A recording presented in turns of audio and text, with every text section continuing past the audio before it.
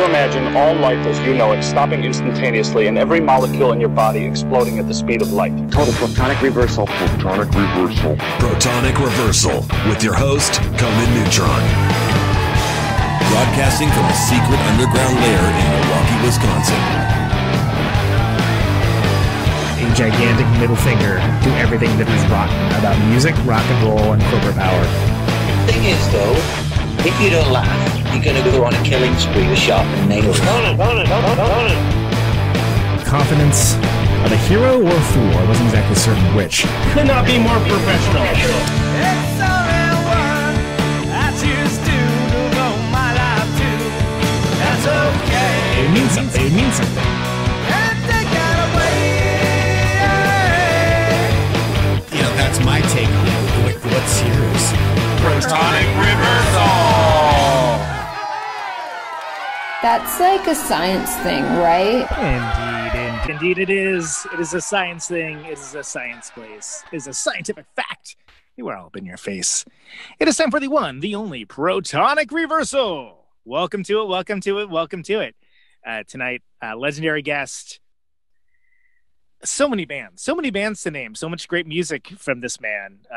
Codeine, Come, The New Year, Martha's Vineyard Ferries recently, and of course a prolific solo artist who put out a badass record. I was actually just listening to about an hour ago. And if you're here, you know, and if not, you ought to. I'd like to welcome to the show, Mr. Chris Brokaw. Chris, welcome to the show, man. Thanks. Nice to be here. It's good to have you on during COVID times. I talked to your Martha's Vineyard Ferries bandmate not that long ago. I watched the interview. It's very good. That was a good show. I think you guys put out a hell of a record. It's really good. And then you also put out Puritan too. So was any part of that COVID related, or was that just like stuff you already had and you knew it was coming and like it was? Well, basically they'd both been waiting to come out for a while. The Ferries record, we actually did the basic tracks for in 2016 and then spent a really long time finishing. Right. And so that was sort of waiting for a while. Puritan, I finished mixing like 2 weeks before stuff went down in Italy. And with both records, they were both basically ready to go. At a certain point last year, and then we all just said, well, you can't put out a record without going on tour. And then at a certain point, we were, all parties involved were like, well, we don't know when we're going to go on tour, and people are still interested in new music, so let's just go ahead and do these. And that is something that's having folks on the show over the last year has been part of the discussion of there was this kind of like, well, do we wait?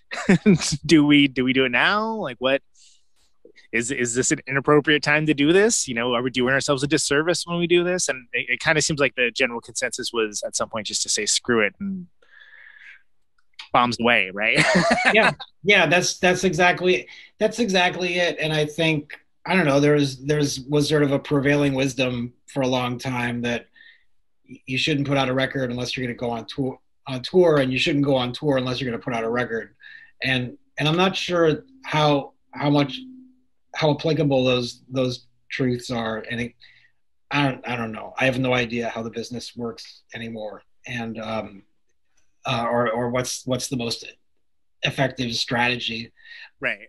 I mean, I think in some ways people maybe had a little more time since they were stuck at home to actually check the records out a little bit more than they would have normally. So it might have been an okay time to put them out. Check out something that maybe they would give like one distracted listen to before they give before they go charging out to go see some shows that night. Right. Exactly. Yeah. Well, and that's, it's both records are very, very much records that reward multiple listenings and kind of a deeper experience. Do you have a sorting hat of when songs go to a certain place knowing full well that ferries are somewhat collaborative, and that songs start from one person or another. How do you know when it's a ferry song versus if it's going to be one that's you have for your solo stuff? All my ferry songs tend to be written like right on on the spot. I mean, we've done 3 records now, and I think for all of them, I wrote songs either in the homes of the people, like in Bob's house or in Elijah's house. Usually it's like, okay, we're gonna get together and do a recording, and everybody should have like 1 or 2 songs, or 2 or 3 songs, or 3 or 4 songs, and I would come there with maybe 1 song. And I, for some reason, have been able to write some songs. I've been able to write some songs kind of on the spot that I've been very happy with. And I've said this before, but I think I tend to write songs specifically for playing with the Ferries that I would not have written otherwise, or I think I write them specifically to play with Elijah and Bob, and I think that affects. And I can't even put a name or a term or even a descriptive as to what that is, but I know that it has a quality that is specifically for the Ferries. That's a little different, sure. I mean, even Angel, which very much I feel like is in your voice. Like it does it to me. If someone were to say, blind taste test, sure. I would say, no, that sounds like a Ferry song for whatever reason. I mean, is part of that a kind of knowing their voice and like maybe leaving stuff up to interpretation for what they do to it, or like how do you can you reconcile that? Is that something that you even think about? I know that both of those guys are really into pop music. Yeah. So if I write something that's kind of poppy, that's going to go great with them. But by the same token, I know that they're also both going to bring pop music to the table. So I might want to do something that goes left of that. Yeah. And I don't know. There's certain things where like, I know that Bob is going to play bass like the bass player from Shellac, and and like I sort of it's crazy, huh?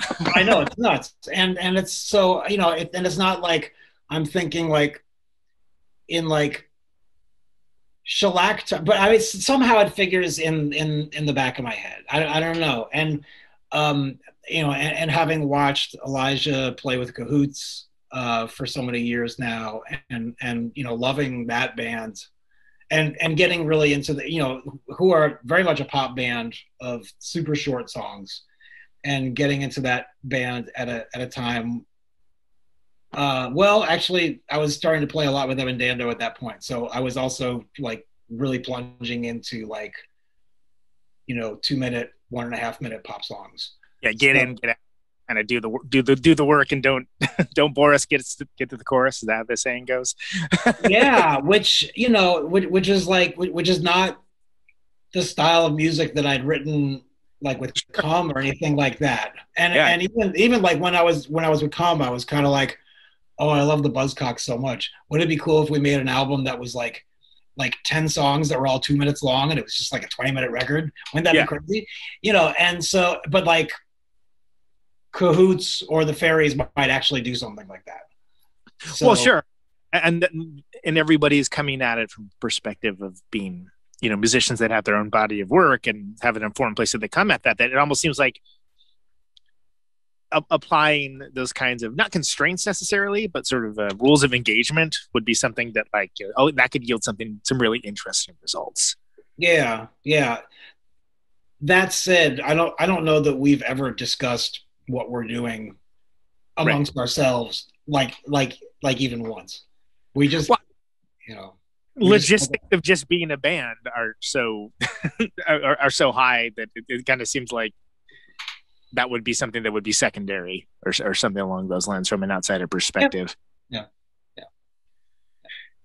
I've certainly I forget what episode he was on, but it was on not that long ago, but I certainly heard it from one side. But can you just, you alluded to it already, but can you talk about, one of the biggest hits in the Ferries world is She's a Fucking Angel, and it's a great tune. But that was something that, well, again, as I'll let you tell it, but as told, it kind of seems like it was definitely one of the this is hey, I just came up with this, guys.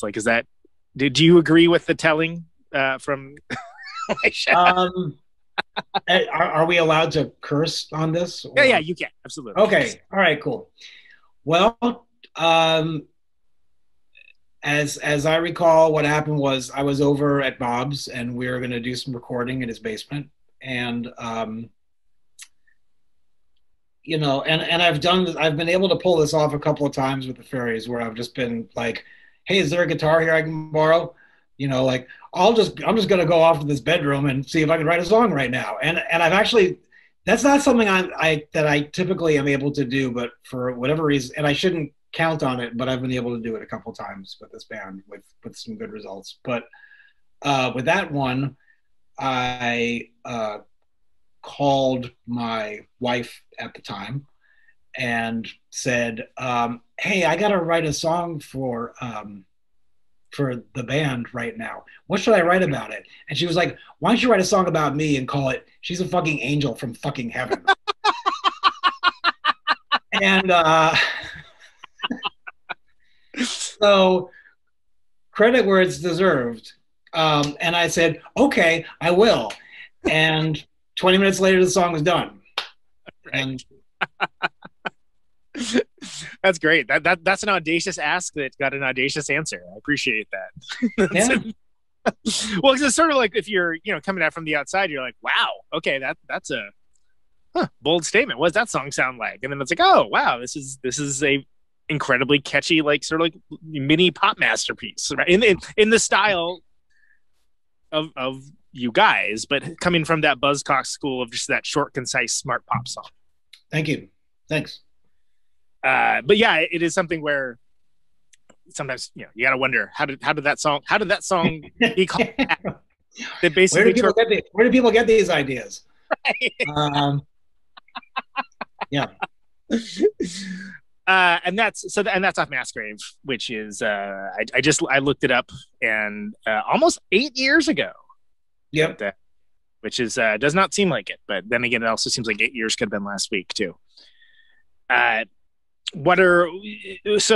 since we're on Ferries, let's stick with it. What was your experience with recording that record? Did you have any at the time?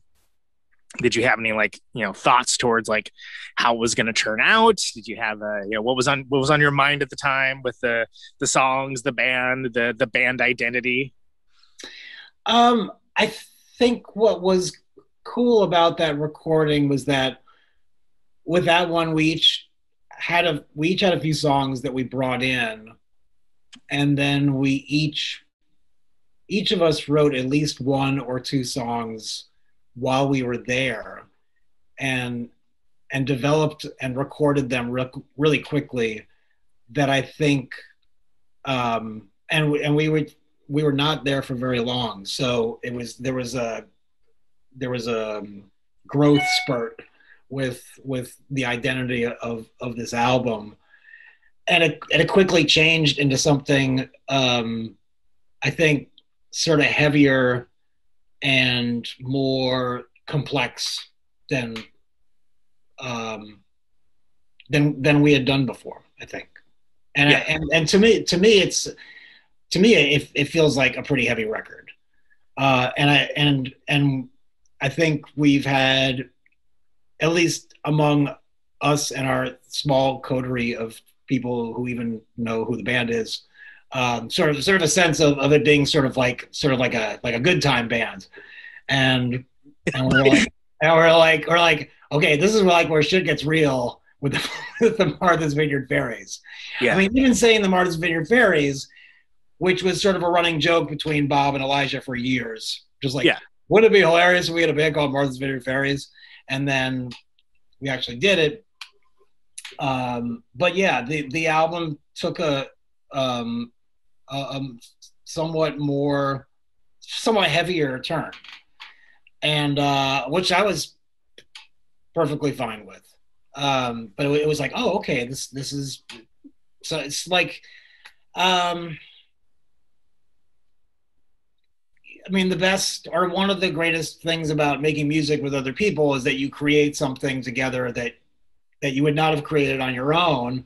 And sometimes you create it and you're like, oh, I don't even entirely recognize this. This is something, we made something new, and I don't recognize it anymore. And I think that happened with this record. Did you have the idea that yourself that it was like maybe going to be like a sunnier and brighter thing? Again, process of elimination. It's not like Ferries being considered the party band is sort of like, well, look at the other bands involved, right? I mean, it's sort of like by process of elimination, sure. Like, but did you have the idea that maybe it was going to be a little lighter in tone, and then it ended up turning? Not on my part. Man, I was going through a pretty difficult period, and so, you know, just lyrically and sort of like what was happening, I was like, well, I'm not bringing the party to the table. I'm going to bring something else, but it's not going to be the party. Right. So.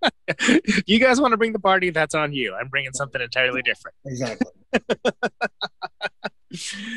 And that's, did you always have the I mean, by nature of, you know, primary instrumentation, you're a multi-instrumentalist. Like, did you have the idea that, okay, like, you know, when there's a song that you come up with on guitar, it's obviously got to be put through the meat grinder of someone else who's also very talented playing that. Yep. But there is that letting go aspect that you have to kind of trust the people to play it and do it in a way that serves the function of it being the band. And was that something that like that can be a challenge for some folks? Is that something that you found to be easy to deal with, or is that something that not that it's the first time you had to deal with it, but is that something that you've had to like let go of a little bit, like less of a control enthusiast aspect, I guess, what I'm going at? I don't always have to let go of it once we get to the overdub phase of yeah, it's got to just remember the basics. Yeah. But yeah, but I mean, like there are some songs that I wrote on guitar where ultimately I ended up playing some of the guitar on the record. But yeah, I mean, Elijah's a great guitar player, and there were a couple of things that I showed him that I know initially he was like, I don't understand this. I can do it. I can say it almost like I'm speaking a different language, you know, phonetically or something. And then eventually, like he kind of gets it. But yeah, it's that process is totally fine for me. I don't mind doing that. And then, you know, there's always the being the singing drummer aspect of things as well. I mean, logistically, that's like when you're playing live, that's a different logistic. Yeah. It's a pain, and I don't think it looks particularly cool, and and like the monitors are always terrible. I tend to write songs that I have to sing very quietly and very low, so I'm up there kind of like purring into a microphone as I'm like,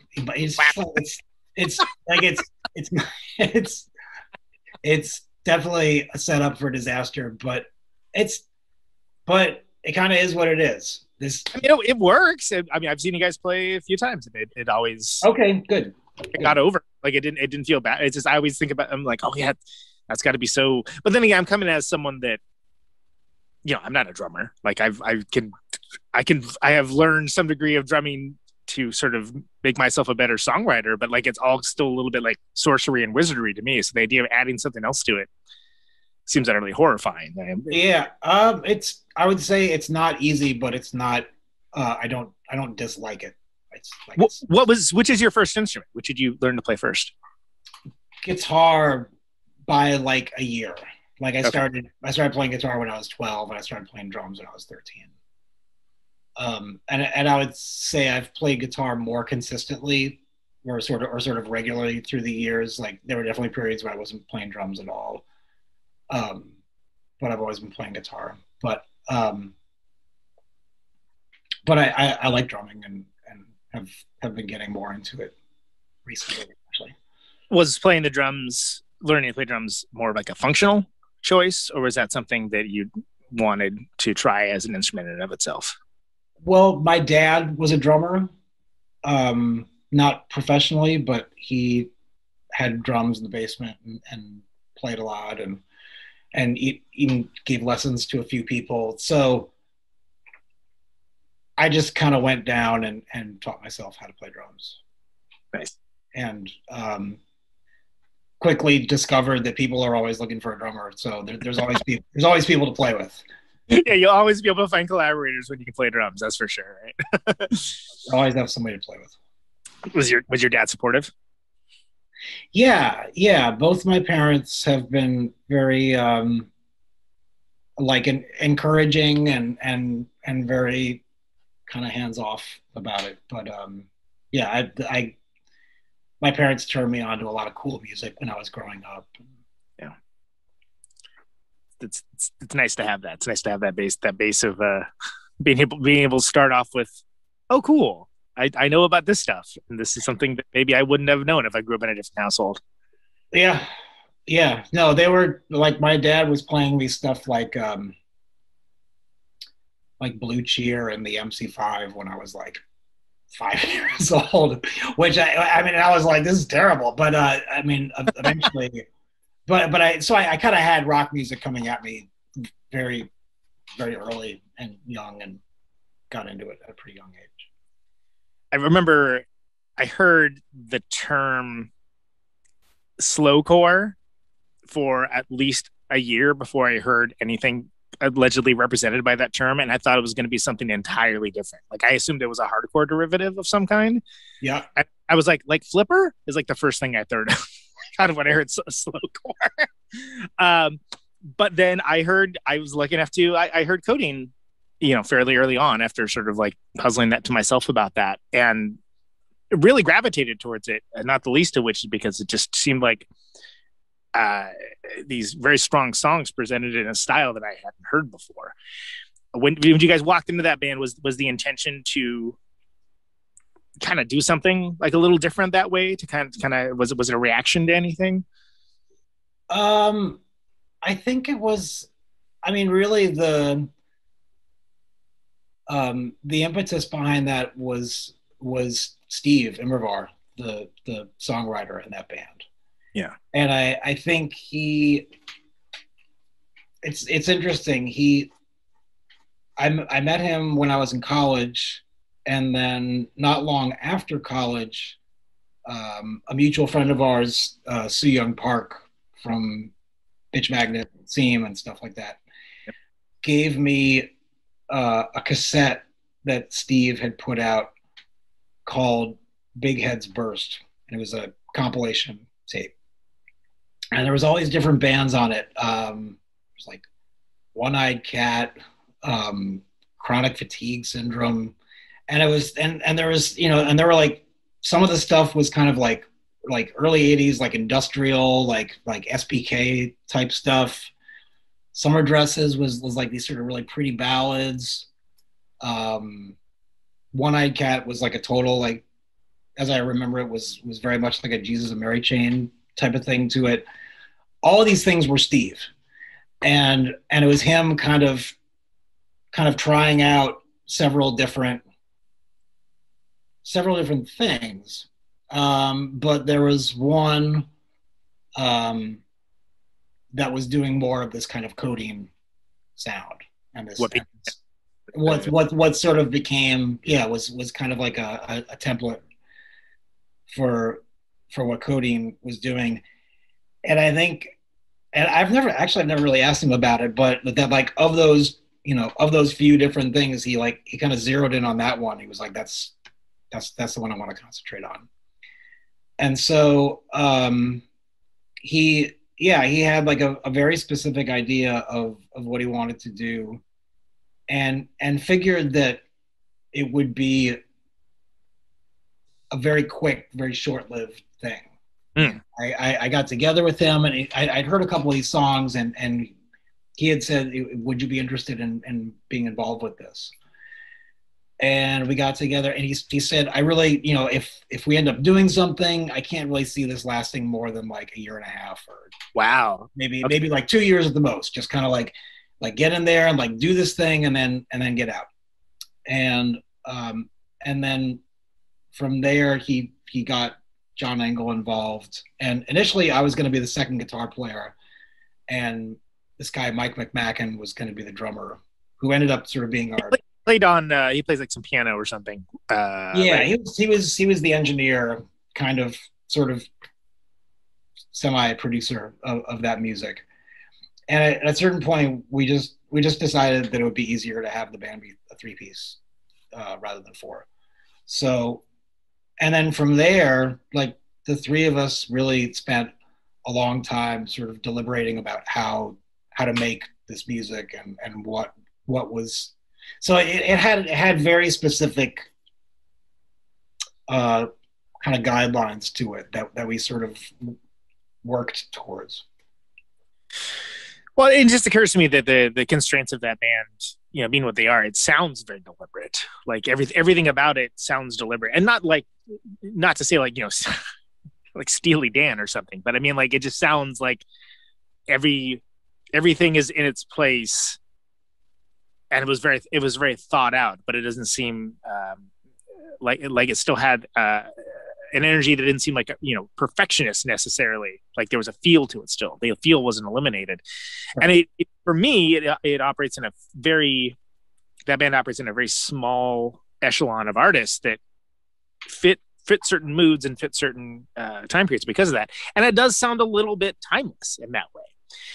And it's interesting to me that you say that the idea of starting it was not meant to be like necessarily a long-lived band. It was like, oh, let's do this, what do you say, 2 years, and then yeah.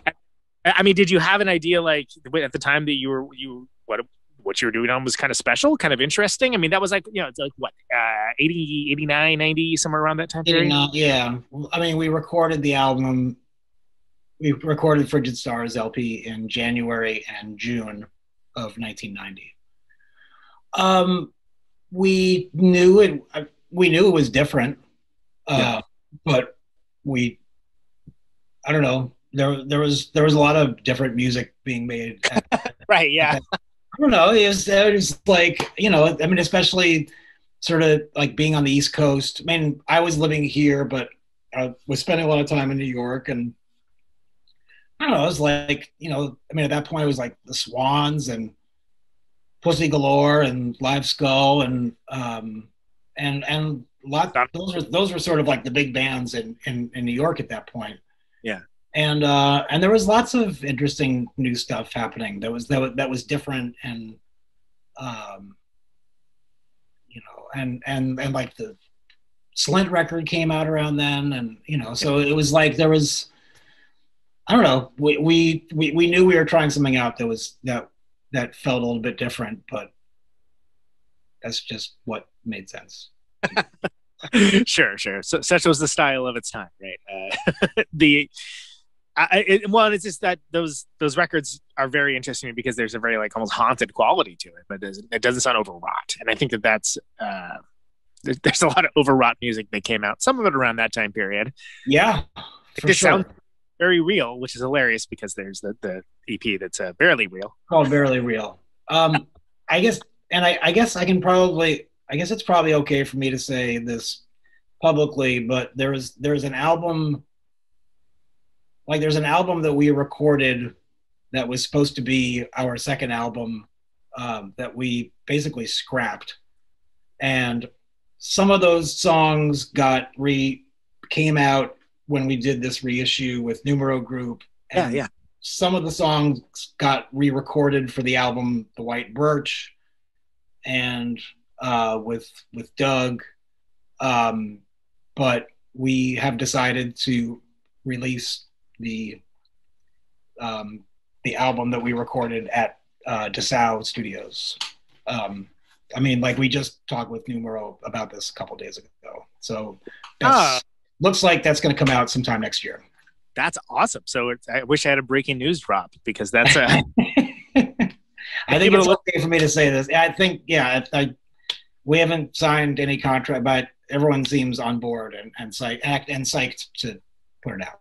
That's awesome. So, this is, wow. So these are versions, and like no one's heard this before. No one's like in this. Like I said, sure, yeah. Like I said, some of the songs were on the reissues that Numero put out in 2012, but sort of there are a few things that I don't think ever came out, and sort of it as a collected, like this was the album this was supposed to be our second album. Yeah. Like that nobody's heard that yet. So and I was really into it at the time, and I was super bummed that we scrapped it when we did. So I'm pretty psyched it's coming out. What was the thought process behind, putting it in the desk drawer? Like, was it just? I don't want you to get in trouble. Don't say anything. Yeah, I don't want to get in trouble either. I don't know. I think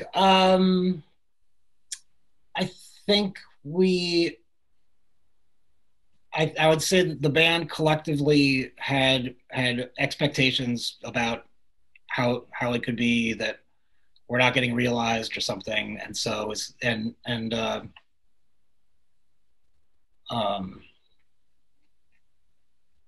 I remember, I don't know, Steve came in the first day and he had this mango, and he was like, I'm gonna cut open the mango, and that will be the beginning of the recording of this album. And he opened the mango, and it was like rotten, and it felt like it put a curse on the whole thing. Oh man.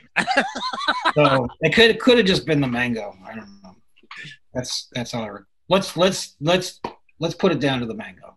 I was gonna say, well, we'll blame it on the mango, which sounds like a Jimmy Buffett title. Yeah, actually. But that is a bit of a harsh joke, though, to use the parlance of my people, the nomenclature. But irregardless, we've all listened to it, and Numero actually came to us and suggested it, and we listened to it, and we were like, yeah, this is awesome. We should put this out there. So.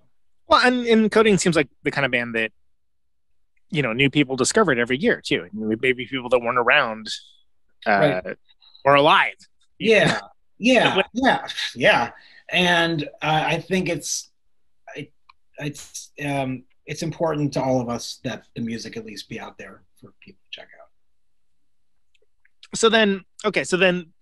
So how does White Birch fit into it then? Like, what was happening with that band? And the reason why is because, like, you're kind of almost rewriting history to me in real time by telling me last second record. Some of the like, we went and recorded some of the songs that became Barely Real, and that was the second record, right?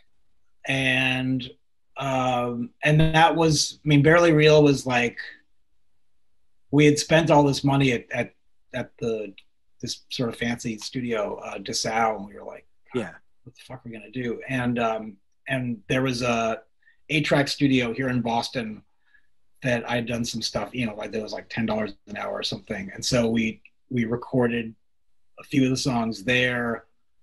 There's the piano piece that David Grubbs did. There was we had this extra MX-80 sound cover that we had done when we did a Sub Pop 7. So like we sort of assembled this thing, and then not long after that, I left the band. Yeah, and Doug became the drummer. And then some of the songs that we were going to do, they ended up recording for the White Birch. Gotcha. And that's, again, it's strange that band kind of exists in a echelon of people want to know information about it, but there really isn't just like ton of information to be told necessarily. And that's okay. Like it's sometimes it's nice to have an air of mystery. Don't get me wrong, but like, It definitely, that was actually Barely Real was the first one that I got, and I kind of worked my way backwards. And like I was sort of like, wow, oh my god, like how do more people not know about this band? And it just had a very kind of mysterious air about all of it. And again, that's coming from an outside perspective, someone with zero context to anything whatsoever. But okay, that's interesting, and that's Codeine. Yep. And I mean, ultimately, I guess looking back on things, do you have like what are your memories overall with your time with Codeine? Like, do you feel like that band did what it was supposed to do? Like, obviously, they continued a little bit after, you know. Yeah. Well, I mean, I felt like I don't know. I mean, I feel like once you started spinning up Come at the same time. Oh, wow, yeah. Talia and I were starting to play. Talia and I were starting to like play guitars together in like shortly before that, actually, really like in 1988, 89. So both of those things were starting to kind of gestate around the same time, and I was actively in both bands for a couple of years, basically till the first Come album came out, and at that point we were going to go out on tour for 6 months or something, and I just said I don't think it's going to be fair to either band for me to try to continue to keep doing both. But as far as Codeine goes, I mean, I feel like I learned well. I mean, a big part of it is just that Steve and John are like two of my best friends and continue to be, and they're like two of my favorite people ever. And I learned so much about arranging rock music from them, and different ways of looking at arranging rock music. You know, and I think learning to play drums that slowly and carefully kind of altered my DNA in some ways. So yeah, I mean, all my takeaways from that I think are very positive, and I just were expansive. Yeah. I mean, and that's something that, and again, knowing that I had heard the term slowcore before, but I just assumed it meant, you know, like Flipper. First hearing Codeine. Well, yeah, and we were really into. I mean, Steve and I, actually, all three of us were pretty into Flipper, and I guess Temple, sure, but it's just well, and too, like Steve and I were pretty into the Swans, and so, you know, when people said like slowcore, we were like, oh, you mean the Swans, right? And because like that was, you know, those guys were kind of, you know, laying down the hammer on that. And then all of the sort of slowcore music that came afterwards, I didn't really pay much attention to. Well, it kind of seems like it like a lot of things that get defined by a name, like it. Yeah. You know, it kind of loses some of the potency, and you know, once you rules start coming into place, even if they're only implied. Right. You know? Right. Yeah. Well, tell me about that first Come record, though. Like, so you're coming out of doing stuff with Codeine. You and Talia are there. You're playing guitars together. Like, at one point, does that come together? You're like, come together, where you're like, oh, this is good. Let's dig a little deeper into this. Let's you know, this is a thing. Let's go. Oh man, you know, I was introduced to Talia in 1988 by a couple of mutual friends who were playing in a band with her, this band called Via, that was sort of a short-lived Boston and then New York-based band that had a couple of guys that I went to high school with. And they said, hey, why don't you come by the house and do some jamming with us? So I sort of shook Talia's hand, and we all went down to the basement and started playing. And I like instantly had this crazy musical rapport with her. Yeah. That was electrifying for me. So I knew right away, I was like, oh my God, like I have to do something with her. But it took a while to do that. I don't know. I was not a very confident person at the time, and she was busy with that band as well as singing with Live Skull. But I started going down to New York a lot and just hanging out with her and playing guitars and stuff like that. And then when Live Skull broke up, she said we should start a band. So I think we right after meeting and playing guitars together, I think we both knew right away we wanted to do something. It took a little while, and it took a little while to find Arthur and Sean, and once we found them, then we worked at it for a while and did our first show, and then almost immediately got asked to do our first single and stuff like that. So and again, I was on the other coast, so I don't have like all of the frame of reference for all that, but it certainly was very apparent that like Live Skull, like she was a bit of a superstar in her own fashion. So it's something like, it was like, oh, that's cool. Like these folks that are doing cool stuff are now doing cool stuff together like that. It's always nice when that happens, right? Yeah. And that first, so tell me about that first record. So that first record, that's the one's got that Stones cover. I Got the Blues is on there. It's and that's, did you feel like you had the sound of the band defined in that first record already, or was it sort of still work in progress at that point? Like where were you at as a band? It was really dialed in. Like we, all the songs had been worked out pretty far in advance, and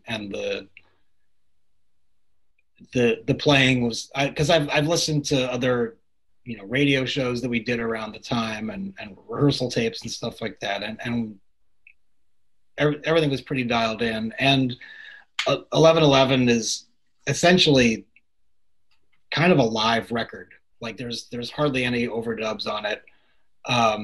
Although I feel like Tim O'Hare and Carl Plaster did a great job of not just making it sound like a demo tape, or for that matter, a live record. But it's pretty, I don't know. It's a live record the same way that, like, I don't know, like kind of like the first Dreams and Naked record is sounds like a band playing. Yeah, there's an immediacy to it, but it doesn't sound like it's on a tape recorder live from Satan's butthole or anything along those lines. Like it's actually got some there's some weight to it without like losing the feel that makes it sound too clinical or anything along those lines. Yeah, well, just hardly any overdubs, so that, I don't know. Yeah, so and it was easy. That record was easy to do and easy to record and quick. That's one with Sad Eyes, I think. Yes. Right. Yes. That's it. What was the impetus origin for that song? You would have to ask the lyricist. I don't know who that. I mean, I don't know. I don't know who that song is about. I know that at one point she really hoped that Calvin Johnson would sing it. Wow! She thought it'd be a nice song for Calvin to sing. But I don't think that ever happened. I don't think he ever found out. I don't think it ever happened. But that's interesting. That's like a sliding doors kind of thing. Okay. All right. I don't know. It's like Beat Happening. We're playing everywhere at that point. Yeah. That would almost be that would feel like a very different song. But could be. Yeah. Okay. All right.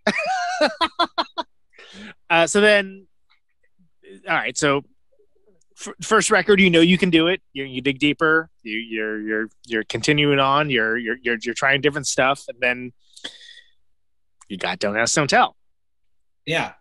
And that's do you feel like did that record seem like an appreciable like adding on, or is it just kind of like, oh no, we're just we're moving forward, this is what this band sounds like? I don't even know if we thought of it in those terms. I just we were a very active band, and we toured a lot and reached a point where people wanted us to tour more. But we had 12 songs, and after touring on them for 7 months or something, I was like, I fucking hate all of these songs, and I want to destroy them. So, Right. we turned down. So we're like, we have to stay home and just like write some songs, because we were spending so much time being a band that we were like, all right, well, the next thing to do is to write songs. Yeah. So we stayed home and wrote songs, and it was a lot of work. Second record, Don't Ask, Don't Tell was huh? I said they're long too. Like the songs that trend longer, you know. Yep. Yeah. Hardest record I've ever made. Really?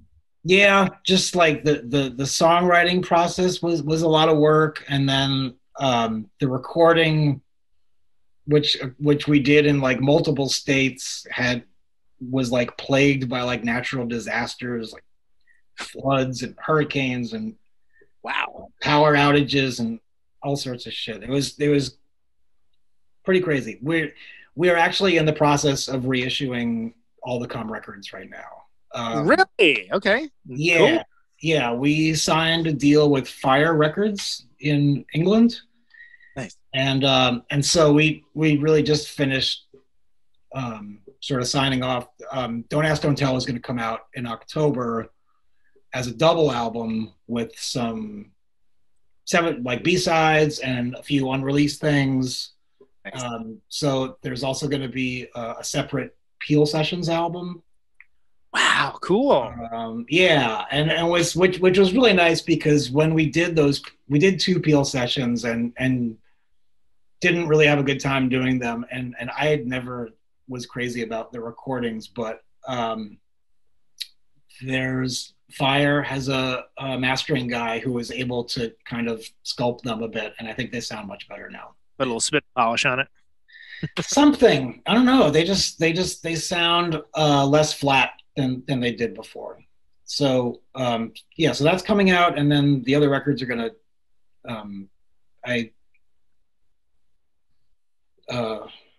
the good Lord willing, Near Life Experience and Gently on the Stream will come out next year, and then 1111 will come out in 2020. Very cool. Very cool. Yeah. Again, more breaking news. I really need a breaking news bump. Was there ever? I'm trying to remember, like around that time, that's sort of like Blues Explosion was around and stuff like that. There's a bluesy element to what Come did, at least very, very at bare minimum, at least with the vocals, and the fact that it's like, ripped forth deep from the heart. But it seemed to hit in a different way that seems to become fashionable every 5 years or so. That's a good. Yeah. Was that just a product of the artists making the art, or is that something that was there an intention to kind of explore that territory as a musical form? I don't think there was anything deliberate about that. I think that was more just. In some ways, it was like, I played slide guitar a lot in that band, and which is sort of a bluesy instrument.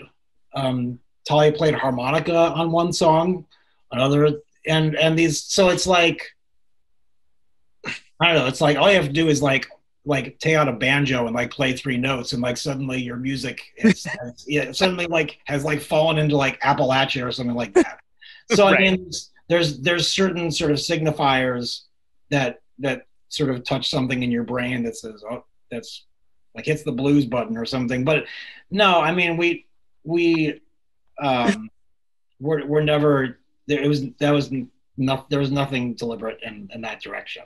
We were all really into, and this is something we talked about. I remember at one point, I think probably the 2 bands that all 4 of us could agree on were the Gun Club and the Fall. Right. And that's all I'm going to say. everyone else is going to have to draw their lines from there. I don't know. Fair enough. You know, it also occurs to me that we talked about Seung briefly, and I've had John Fine on the show. It seems like 1,000 years ago when he did that book, but I'm reminded of the fact that he went to Oberlin, right? Like that was it seems, again, from the outside perspective of somebody that knows nothing about nothing for that school, it seems like that would be like some hotbed of like creative activity, but maybe that's applying unearned importance on the school itself rather than a small group of people that happen to be wildly creative. But I mean, did you have the idea, you know, when you were at school, that like all these folks that were around you, that like everyone was kind of going to go on and do their own thing? Meaning, was no. Okay. I had no sense of anyone's importance. Right. Well, I mean, yeah. You know, present or future. I don't know. It never even occurred to me. I phrase that awkwardly, but I guess what I was going at is like, you know, sometimes you get the idea of like, oh, that, you know, it's not this, but they're going to do something important later. Sometimes you do get those senses. Sure. Yeah. Yeah, I don't know if I had those thoughts or those feelings about. I think I had those thoughts about people later on. Gotcha. I mean, I guess like. Well, because what was it? Pay the Man? Was that what the band? Yeah, did? I was in a band called Pay the Man. Yeah. I don't know. I mean, I was, you know, I was studying. You know, like I was, you know, like I wasn't thinking about like, you know, what sort of place I was gonna carve into the culture. Like I was just trying to pass my classes, and you know, and it's like I went to, you know, I picked a school, you know, you know, in a like not in an urban hotbed because I wanted to focus on studying. Yeah. I learned. I was like, if I'd been planning on going to college in New York City, and I realized at a certain point, probably senior year of high school, I was like, if I go to school in New York City, I probably won't live through it. Right. So I was like, I think I need to be somewhere free of at least fairly isolated. Like if I want to study, then I should, you know, and I was, you know, I was in the library studying a minimum of 8 hours a day. Wow. Minimum. And that was the only way I could keep up academically. And so I was just, you know, dude, I was in school. Yeah, your focus was on being at school? Yeah, I played in a band and other people played in bands, but like everybody fucking plays in bands. Like I don't know. Fair enough. I didn't have a lot of I don't know.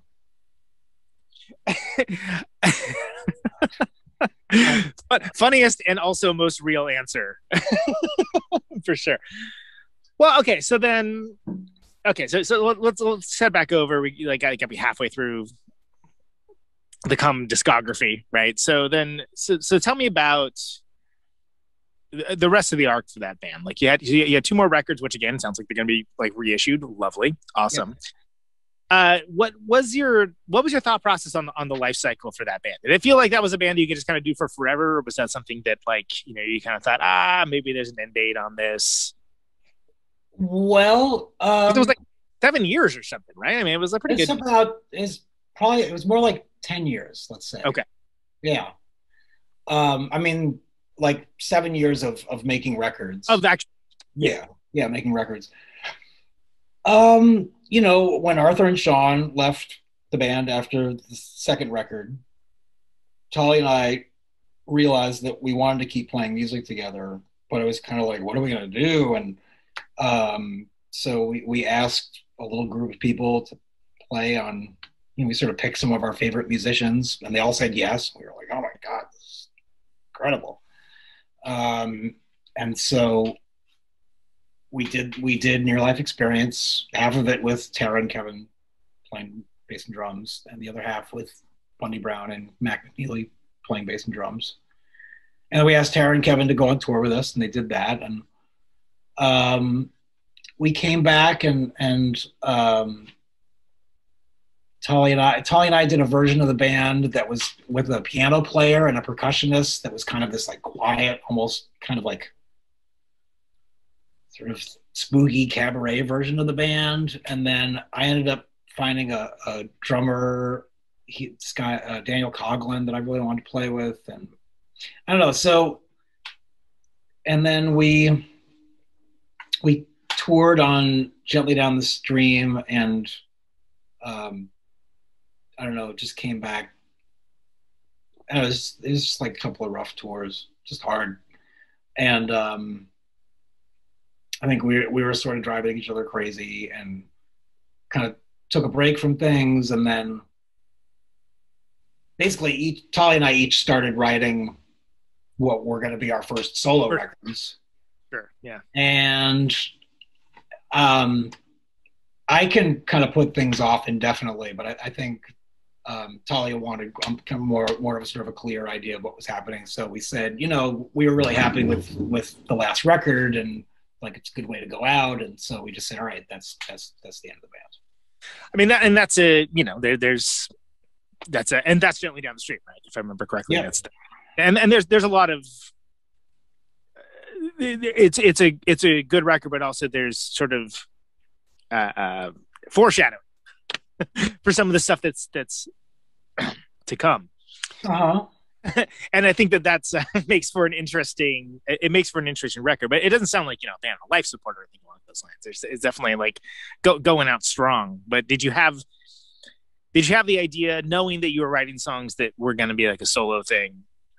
Did you have the idea of, like, again, going back to like what I asked about Ferries, right? About having like bucket A, bucket B, bucket C. What was the where does the creativity go, and how does it manifest during that time period? It's a good question. I just I was at the time I was listening to a lot of instrumental music.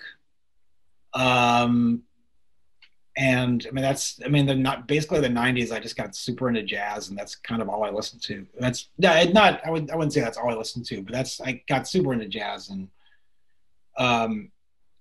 then, when Come was still happening, like I made the first Pullman record, and that was really easy and really fun to make and successful. And so that was encouraging. I was like, oh, you can make an instrumental record, and like, people love that, especially the first one. Like, people love that record. So I mean, that was Turnstiles, right? This is the first one. Yeah, Turnstiles and Junk Piles, and so yeah, you guys love this stuff, huh? Oh, cool. I'll just keep. I don't know. I wanted to make an instrumental rock album. And I wanted to make I wanted to make an album that was just guitars and percussion. Right. And I wanted to see if I could make an interesting record that way. So that was my first solo record, which is called Red Cities. And that's, I mean, it's freeing in a way, but it can be a little scary too, right? I mean, you have terrifying. Yeah. Like, hey, there's no rules. Oh my God, there's no rules. Well, even just limiting it to guitars and percussion was helpful. Yeah, I mean, and that's when Dave Howe was on the show, he was talking about like some of the stuff he did with some of his, and just kind of making just ideas that are like, okay, this is the box that this is going to exist in, and this is this. I'm going to use this to work with. It seems like that can be helpful to find something. Mm-hmm. Yeah, for sure. You can dig into, rather than like, here's unlimited possibilities, and you now have analysis paralysis. Congratulations. Yeah, right. When did you? So around that same time, that's is that around the same time at Consonant? Yes. Yeah, shortly after. Yeah, I think Red Cities came out like a year after the first Consonant record. And at what does the new year come in the picture? So before that, or is it like around that same time? It seems like around that time too. Okay, all right. So speak to me first, if you can, about Consonant and like how that came to pass, and then we'll move on to the new year after that? Well, yeah, so I had been introduced to Clint Conley some years before, probably, I don't know, like very early 90s. And, he'd been out of music for a long time, I don't know, 10 years or something at that point. And, he lives out in Concord and super, couldn't be a nicer guy. And he called me one day and said, I've started. He was like, I've started playing guitar again. And I was like, whoa. And, he's like, I get up at like 3 a.m. and like, I play guitar. He hadn't picked up an instrument in, 15 years or something like that. Walked away from it. That always blows my mind. Greg Norton did the same thing. And I'm like, really? Oh, okay. Yeah.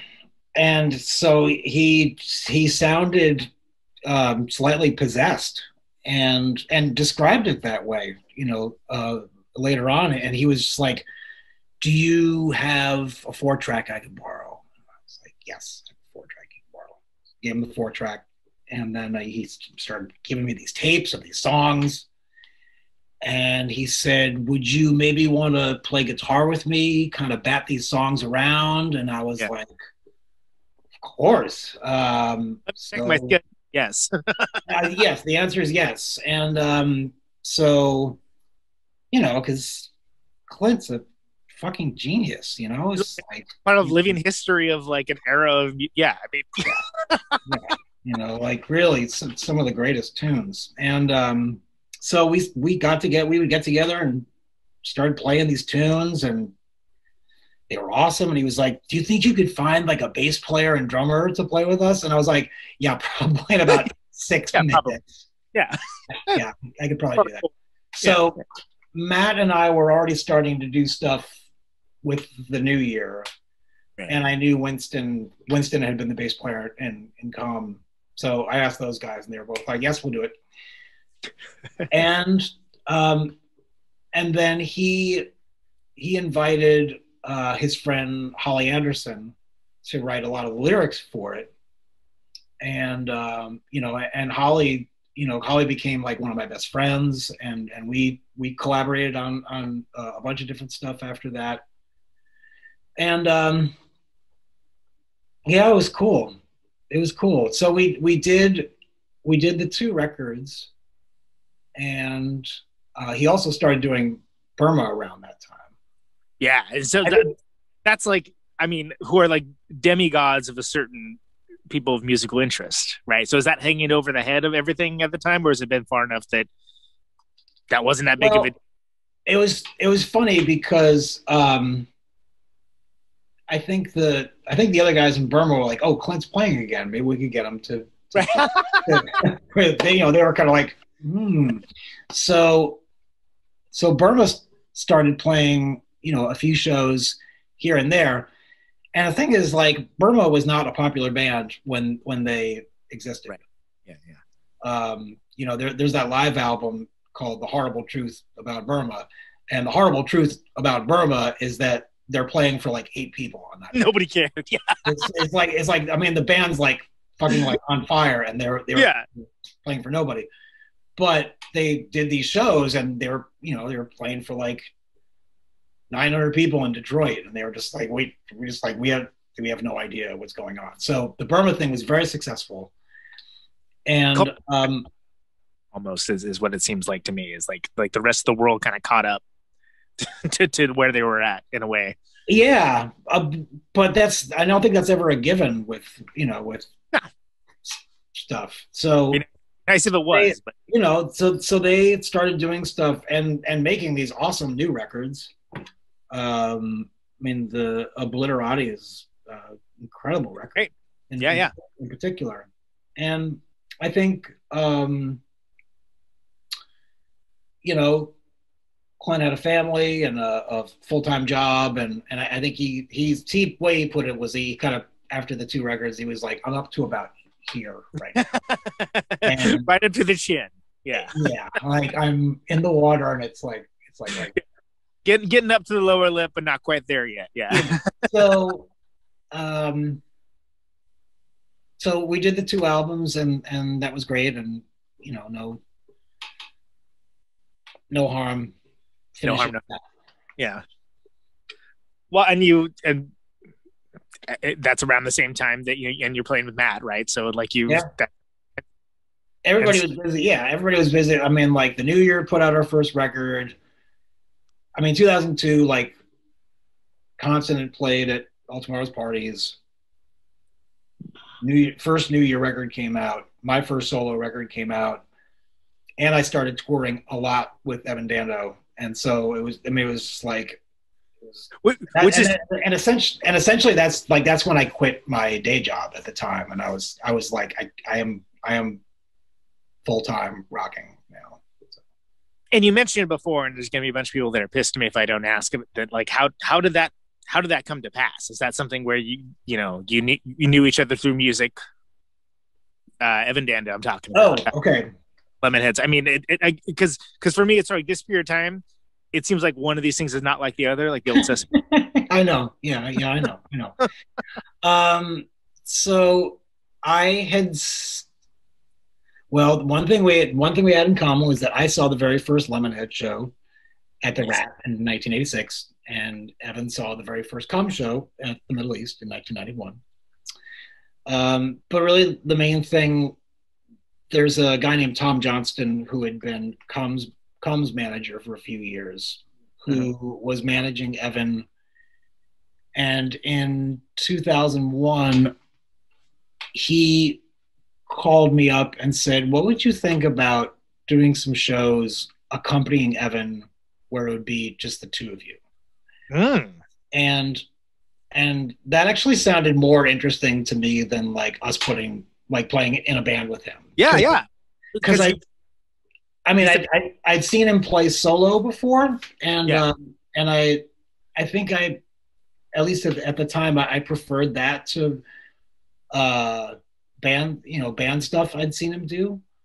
So, and Evan was up for it, and so we got together. He came over to my place in Somerville, and he showed me like 25 songs in one afternoon. And then we went to England and played some shows there. And it was cool. And he said, do you want to go play some shows in Vermont? And I was like, okay. So we did a few shows in Vermont. He's like, how about a weekend of shows in Texas? And I was like, okay. And how about, do you want to go to Ireland for a week? Do you want to go to Australia for 2 weeks? And I was like, yeah. And, and we had a really good rapport. I think we had a good rapport as players, and we got along well, and we had more in common just in terms of being punk rock fans than either of us expected. I don't know, like we at one of these, we did this weekend of shows playing in Vermont, which was bizarre. And that's as the Vermont tours, right? You never know. But first day we picked up a copy of Group Sex by the Circle Jerks. Great. It's a cassette of Group Sex, and it turned out both of us knew like every drum roll on that record. We were both we both could like air drum that entire album, and so so we had little bonding moments like that. And by the way, may I just say that as someone that was born and bred on the West Coast, the idea of a week-long tour of Vermont sounds astounding to me, because it's like that state is so small by comparison, that the idea of like are there that many places to play? And of course there are, but sure there are. I mean, it's like touring Holland, Yeah. Like, all the, it's like. What are your drives? 10 minutes? I mean, yeah, about maybe it's 20 minutes if we. It sounds like the most chill tour. You got plenty of time to listen to Group Sex by the Circle Jerks. If we could listen, all 14 minutes we could play like. Yeah, thank God the record. Actually, like on the drive from one city to the next. I love it. I love it. Yeah, so I mean, Evan and I hit it off, and I played with him for a long time, and I'm not currently in the Lemonheads, but I have played with him off and on and a lot over the last 20 years. Yeah. Yeah, and that's I mean, is that do you feel like that's like windows into a different world sometimes?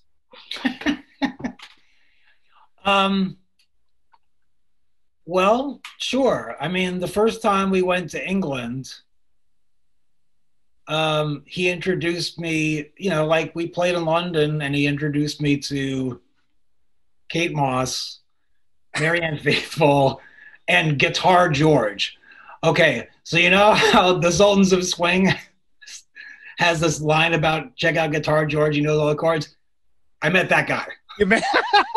So I met all three of those people like on the first gig, and I was like, wow, this is a very rarefied. I mean, it's like that. It's like, yeah, I mean, Evan's lyric in and of itself. Evan is definitely a rock star. Yeah. And there's that's a really different world from the rock world that I usually inhabit. Sure. And then, and it's not one way or the other. It's just different. And I always kind of find it interesting to see like what folks, what kind of experiences, such as the one you just said, come from folks that are like enter into that world, even in like, even in small doses, that it's a different kind of thing a little bit. It's not quite true. Yeah. And, but besides all that, yeah, I mean, it's nice. I don't know. It's nice to ride on a tour bus and things like that. Yeah. But comfort is okay. That's yeah. Well, tell me more. Look, you're on the show, not Evan Dando. Let's talk about the new year. So, because that's an interesting. The word supergroup gets thrown around quite a bit, but at the time, being like, oh wow, that's it. Would not have thought of those people playing together, but that's really cool. I really dig that. And then it turns out the music was good as well, so that's always a bonus. Thank you. But the was that something that you mentioned? Obviously, you're playing with Clint, so that. I mean, you knew those dudes beforehand. Yeah. How was it like just kind of a natural outgrowth of the friendship? Like how did it come to pass as a band? It was a natural outgrowth as a friendship. Come played with Bedhead in Fort Worth, like on our first US tour, and I think Bedhead had just put out their first 7-inch, and we were like, oh my god, these guys are unbelievable. And so we asked them to come play some shows with us on the East Coast, and then they started making records and touring. And then Matt moved to Boston to work here, so we just became friends. And I guess around 1998, we both Come and Bedhead both put out their what would be our final records, and both went on very long, like soul-crushing tours. It's like we both came back just like shattered, and not long after that, Matt just called and said, Bedhead's breaking up, but Bubba and I want to start a new band, and would you want to play drums with us? So that was it. And I was like, yeah, of course. So Matt and I started playing together, started practicing stuff here in Boston. And was it like immediately apparent that I was like, oh, this works well together. This hits nicely. This hits in a slot that is we're doing something cool here. Or was it a little? Yeah, it was very much. It was that band is very much serving those guys' vision. Yeah, it's really their band, and it seems very articulated. And I say that as I think that's a great thing. Like it seems like there's not. It seems like there's a map to where they want to go, and like for sure how you get there is the record, but like it's definitely like You may not know what the destination is, but there's definitely a map to get there. Yeah. I think that's a good way to describe their music. I mean, I don't know. I think those guys write amazing stuff. So I was glad to be involved with it, and they're super fun guys to hang out with. So yeah, I mean, it's all those records are great. Like I got, what am I going to say? Like it's more good music. Hooray. Thanks. I mean, do you feel like that it's so did you feel like you took on more of like almost like a utility player kind of aspect with those guys? I was totally their bitch. Yeah, for sure. I mean, that's maybe more the correct term. But yeah, I mean, I wanted to help them realize what they wanted to do, and it was fun to be involved in that, and I think like on a social level, playing with them sort of opened up a world of people, of friends that I made through them. I mean,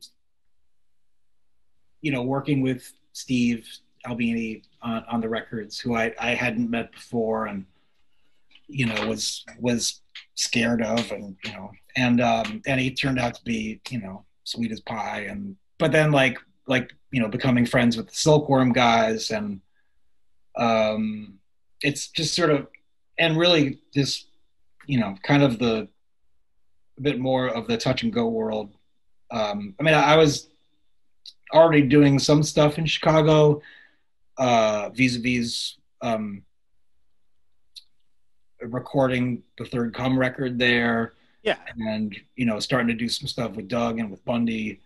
But Idol. But the new year, being in the new year and sort of working in that world really kind of opened up my love for Chicago, and I feel like little community that I have there. It feels like there's a deep affinity in many ways, creatively. Yeah. Otherwise, that kind of more or less started around that period. Again, from an outside perspective. So, mm-hmm. Yeah. I was trying to remember. It's on the EP. It always occurred to me that Bedhead did the Cher cover, like the Believe, right? Oh yeah, well that was a thing that the Codeine brothers did with two of the guys from Matcha. It was the Bedhead Loves Matcha. I was desperately trying to name it. It just was absolutely impossible. Yeah. That occurred to me that this is going to maybe sound, close-minded. I didn't expect those guys to go for that kind of thing. Is that the kind of is that the kind of thing? Are those guys do they keep an ear towards the larger pop world? What's are they? They kind of seem like they would have their own type of communication that maybe only they understand, and that telepathy that bros can have. I would say yes and no. I mean, honestly, I have not been in touch or sort of, much less socializing with those guys the last couple of years. But I think they're aware of. I have no idea.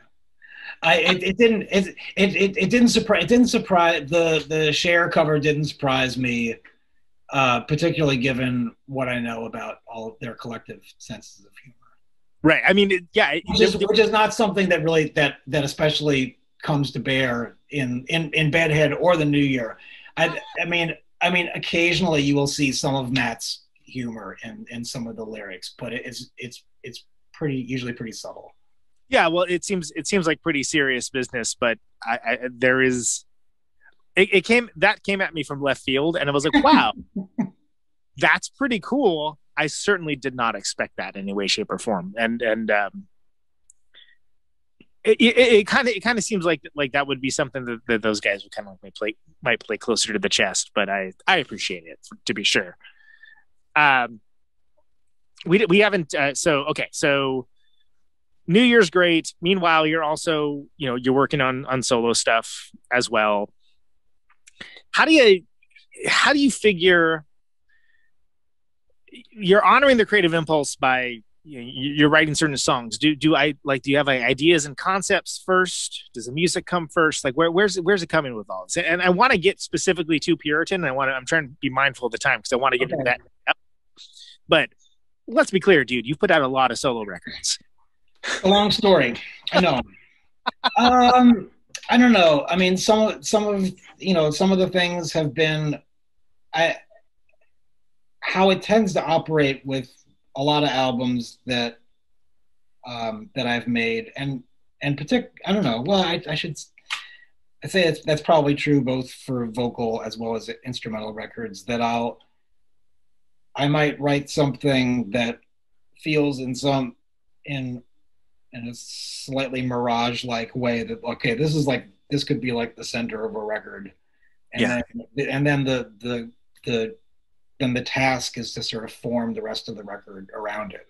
Sure. And I have written songs that way too, where I've written one little part of it, and that, I'll have 12 seconds of a song that's just kind of in my head for 6 months, and then I form the rest of the song around it. So a lot of records come like that. I don't know. I have this record Canaris that's like a solo acoustic record, where one side is very much just solo acoustic guitar, and the other side is acoustic guitar tuned down to this like drop C tuning, kind of feeding back through a bunch of amps for like 20 minutes. And that came from Steve Lowenthal, who runs VDSQ Records, who I eventually made 2 records for. Just saying to me at one point, you should make a solo acoustic record. And I was like, I don't know if I've got like an entire interesting solo acoustic record. But then like I had been playing with Thurston Moore, and there was this one song that we were doing on tour that would start out with like 2 minutes of this feedback. Yeah. And I was kind of like in C. And I was like, I wonder what it would sound like if you did that for like 20 minutes instead.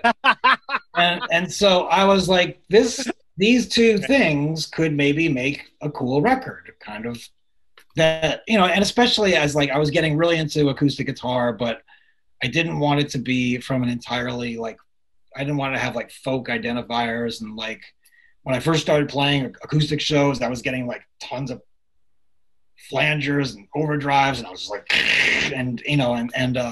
so I wanted, and I was, when I got really into finger picking, all I was listening to was like Cecil Taylor. So I was thinking about like, how could you make the guitar more like a piano? And so, I don't know, that was just trying to redefine for myself some different ideas about what acoustic guitar could be. Well, and it's interesting too, because that record comes to mind because I remember at the time, and there is something of a stigma, I guess, with like, oh, they're making an acoustic record, huh? Okay, whatever, James Taylor, like, that sort of that like punk rock disdain towards it.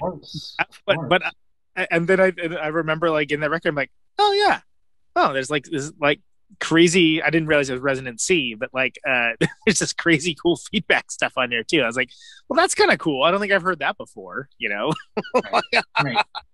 And like a 13-minute like French black metal cover as well. Yeah, it was like, wow, okay, that's respect. That's interesting, but that's something that I think a lot of people that when they're maybe putting together acoustic stuff, maybe they wouldn't have that sense of purpose or awareness to, kind of like both push back and celebrate at the same time, I guess. Yep. Do you feel like, do you feel like only with doing a solo record and not having like another voice or another person putting their creativity into it, do you find yourself ever at odds with yourself, or just like, what now? And if so, do you have any like ways to get out of those corners that you were Well, I think like I've done a couple of records, like rock records, where like I played all the instruments. Yeah. Or, you know, or certain songs I played all the instruments. And like with Puritan, I was really interested with what Pete Copeland, the drummer, and Dave Carlson, the bass player, would bring to it. And I wanted to just say, like we practiced for a long time and really worked on that stuff for a while before we recorded it. And I wanted to just kind of give that over in a way. Yeah. And I don't know, I think there's a point, you know, like when I was first started making solo records, I was like, I could be like Prince. I could be like Todd Rundgren. I could play all the instruments myself. And that's cool. It's cool, especially if you could hear the whole thing in your head and you're like, I know what I want this to sound like. Yeah. But I guess lately I'm more interested in what other people will bring to the table. Well, I think a lot of that's maybe the difference between like, you know, playing music and being in a band, which is something that I didn't always give a lot of thought to. And the fact, I think it was Ian MacKay who brought drawing the difference there. And I was like, interesting. And I think that can be applied in different ways, but it can bring different, you know, it brings out different things from a song and can open up new ideas. But then also there's something to be said for clarity of purpose and vision as well. You know, there's nothing wrong with having a plan. Right? Yeah. Yeah. And, you know, like Prince and Todd Rundgren made amazing records where they played everything, you know. So it totally kicks ass. So good for them. You know, it puts a lot of pressure. Nothing wrong with that. And, but yeah. I do want to get to Puritan. It would be disingenuous of me not to mention the stuff with Mr. Farina, because there's going to be a music ops running a karate. Well, I think it's more than just karate, but a special after this live for the people listening live. So if you could speak very briefly about those records, how that came to pass, and you know, what you got out of that. Well, I've knew the karate guys for a long time, and I did some touring with them, and I played guitar on a couple of songs on the last karate record. And so I knew them, and then this label asked, some hardcore label in the Midwest asked Jeff and I if we would make a split LP together, like each of us on one side. Sure. And we both said, would it be okay if we did it together instead? So I invited Jeff over to my house. I didn't have any new songs. I had no idea what we were going to do. And he came over, and I had like a Blind Blake box set sitting there. And he said, are you into that stuff? And I said, yeah. And he said, that's all I'm into right now. And so we just sat around and started playing like all this old sort of pre-World War II blues stuff. Yeah. That's real cool. And yeah, I mean, it's just fun. I mean, I've liked a lot of that stuff for a long time. So we just sat around playing that stuff, and we were like, well, maybe this could be the record. Yeah. So we made a record called The Angel's Message to Me. And that was the first record, which came out around 2010. And then we did kind of a tour record called The Border's Door. And then we did another album called All Out and Down. That's also covers, but more sort of somewhat more contemporary. Yeah. I say more contemporary, I mean like the Rolling Stones and the Gun Club. Post World War II. yeah, exactly. So we made those, and we've done a bunch of touring together, and Jeff's awesome. I love Jeff. And yeah, it's interesting because it kind of seems like there was there was the Alan Lomax stuff that kind of came a little bit more to like the world's attention around that time period, and then sort of like people sort of starting to explore that a little more. So I mean, I think they're interesting records. And again, there's the thing that if I was sitting there worried about getting everything, I'd never do anything, but I would be disingenuous not to ask it, because literally the live show. I appreciate you being so thorough. It's nice. So let's talk the latest though. Let's talk about Puritan. I was jamming that earlier. I think it's a great record. Thank you. If we could just go through song by song and you could tell me a little bit about each one, whether it's, lyrically, any ideas behind it, anything you want to share with it, and do it, in such a way that, it doesn't have to be long. It just tell me your thoughts on each one of the songs. So is that cool by you? Sure. Yeah. All right. So first song, title track, Puritan, written about a week before we went in the studio. So it was really super new. And I was so glad that we finished it when we did. And initially when we recorded it, I was like, oh, this is definitely gonna be the last song on the record. And then eventually I was like, no, this is the first song. Yeah, I got very excited about that. It's at least in part about moving back to New England after. Uh-oh, you look frozen. Are you still there?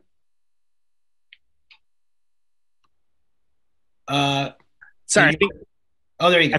I think that was me. I spazzed out a little bit, as my dad would say, which is probably not PC. But anyway, sorry. Yes, please continue.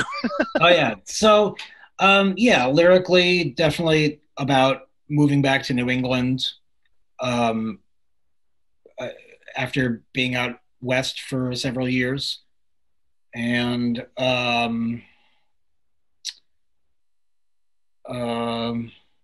don't know, fairly emo in feel. I was like, oh, this feels a little emo, but there you go. It's fine. I like it. Next song. It's a and it's. I always say that the title track is always. It's a bold move to do a title track, right? Like, does that embody the record? Is it, an outlier? Is it there for a reason? Is it there to set a mood? Well, I thought it would be funny to have a record that says Chris Brokaw, Puritan, kind of for lots of different reasons. Yeah. But I don't know. I think that if anything, there was sort of a.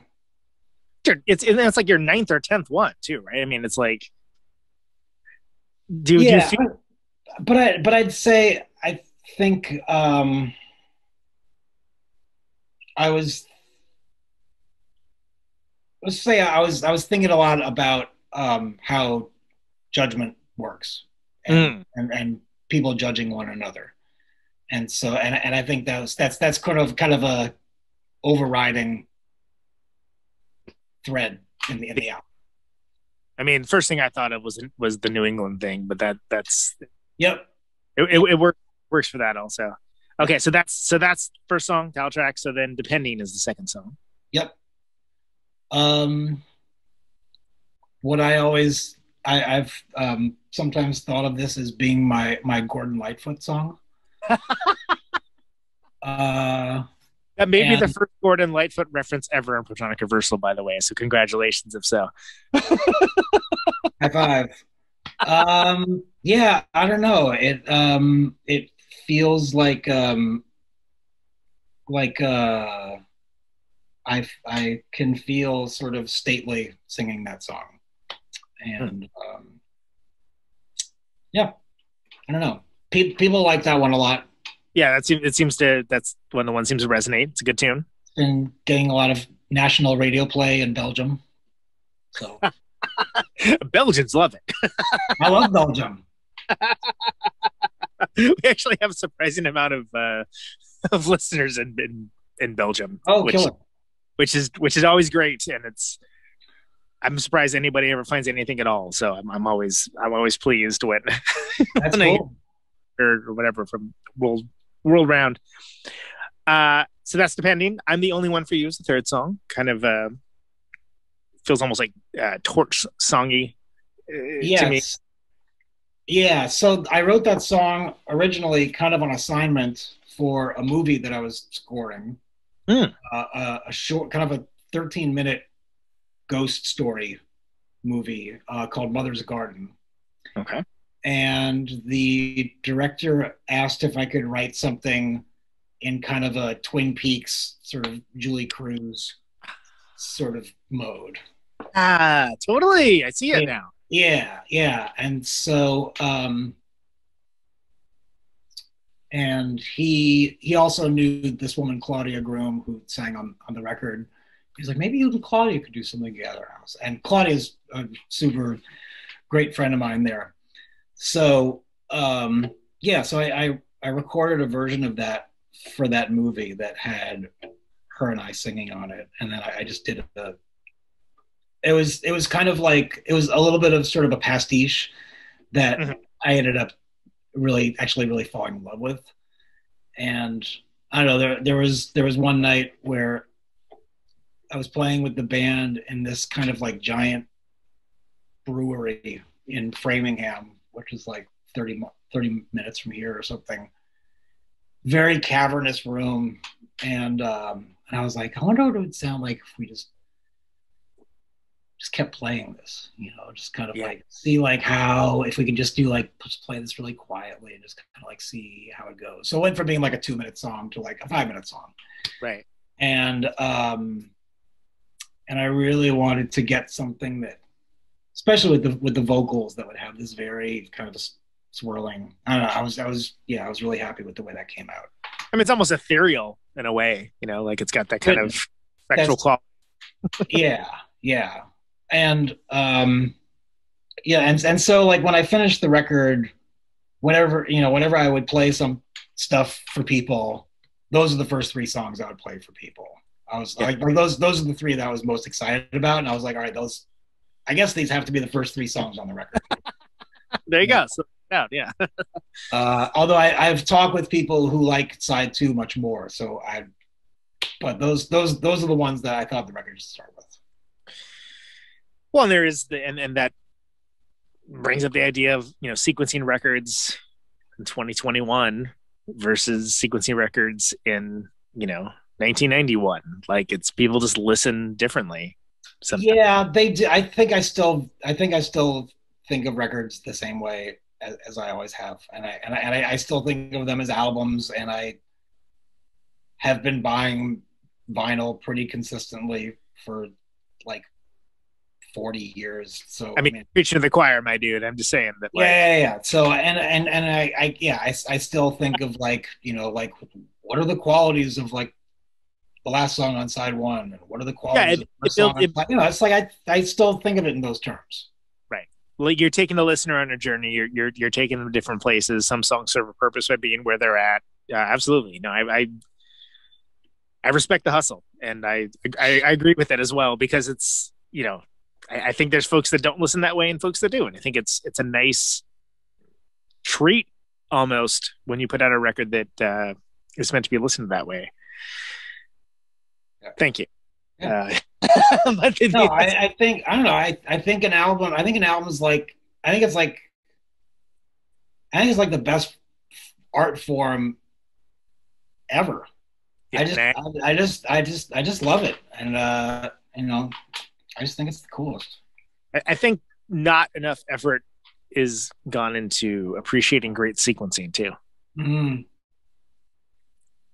Maybe it's me coming from the art of the mixtape or anything, but like the great sequencing is makes a difference. Bad sequencing won't ruin a good record, but it'll definitely like make it less awesome for sure. I think. Yep. Bragging rights. You got Talia on that one, right? Yeah. I just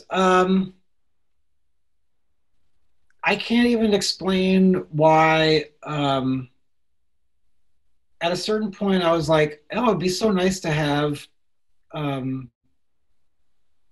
friends singing on this record." Yeah. And I think when I wrote that song, I heard her voice singing it, and so I'll just have her sing it. Yeah. And that was a very easy decision to make, and she was totally into it, and that was that. So. I feel like people are, especially during COVID times, discovering or rediscovering the value of friendship and having that kind of connection as well. And so, it might be me putting outside importance on it, but if it's something that was like, oh, that's cool. Like I was just like, oh, that's cool, awesome. That's a nice thing. Yeah. in a world where it was nice to have, like having Claudia on the record, having my friend Trisha who sings on I Can't Sleep, having Talia sing on 2 songs. I was like, I got my little crew with me, like singing with me. It was really nice because it was just, it felt comforting. So then that was Britt recorded that in Cloudland. Yes, I think, right? Yeah, Talia and I were on tour doing a living room tour of the South a couple of years ago. Do you like those? Do you find those enjoyable? I do. I like playing those things, and I really like. There's so many places in the South that I like that I love visiting, and playing the clubs is often I don't do very well in a lot of those areas. So I was like, what if we did like a living room tour? And so it was very concentrated, and people get the heads up and they know that, and then we just eat like amazing Southern food for like a month. And, it almost seems like it was cool. It was a lot of fun.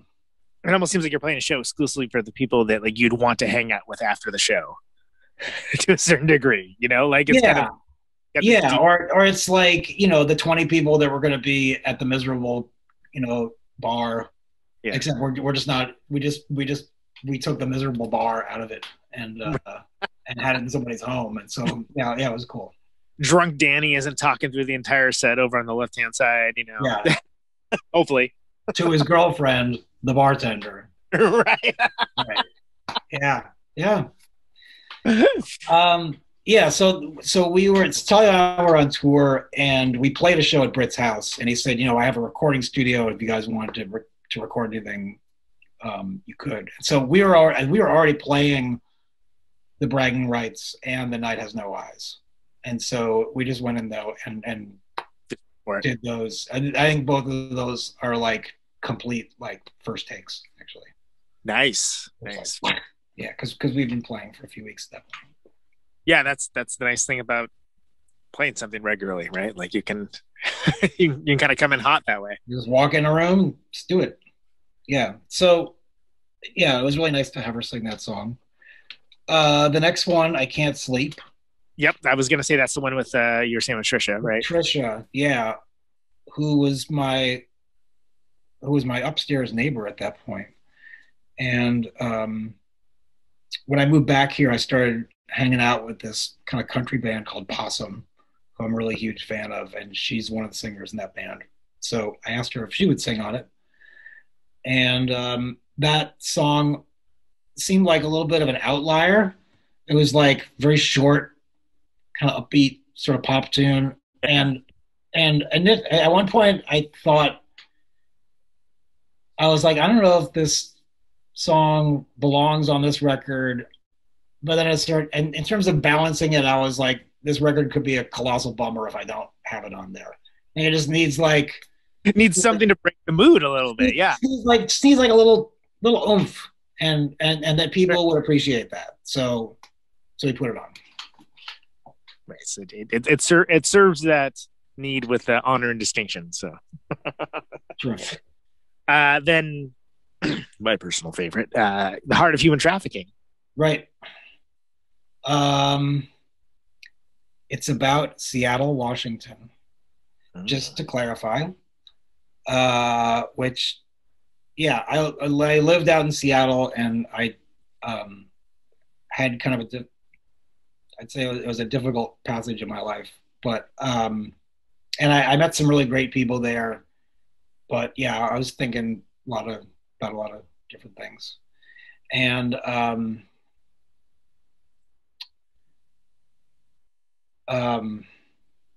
I don't know. I'm not sure. I don't know what to say about it, honestly. Well, it seems to have that Pacific Northwest kind of vibe in the way that, like, most people would think grunge or whatever. To me, I always think of like, like the lonely guitar of Greg Sage, almost like kind of that. Yeah. People have definitely zeroed in on a Wipers sort of vibe, and I mean, I'm a huge Wipers fan, and so I don't mind that comparison or anything, but even just like, I don't know, rock, kind of somber rocking. I don't know if that makes sense, but like, kind of melancholy. Maybe it's an overused term, but melancholy. Mm-hmm. Yeah, but also like even sort of like some of the reverb and delay that I used on there was something that I don't know. I listened a lot to the big radio station there when I was living there, and it was tons of like super reverby new rock music. I was like, they love the digital reverb. They love it. I was like, where's all this stuff coming from? So I wanted to get a sound that in some ways had something of the Pacific Northwest to it, for sure. Yeah. But it's a good tune. I dig it. Thanks. I mean, they're all that's the one that definitely caught my attention first. I'm like, oh, cool, interesting, because it's, I don't know. I think that's I think there's territory still to mine in that sound, and that sort of song. So I'm always pleased when I hear someone do it, and it's a good song too. So that Thanks. also helps. Thanks. When I sent the album to Gerard, he said, I really want this song to be the first single from the album. Like, oh wow, okay. But yeah, people seem to really like it. So that's good. Periscope Kids, the oldest song on the record. Like I wrote that probably in 2014 or something like that.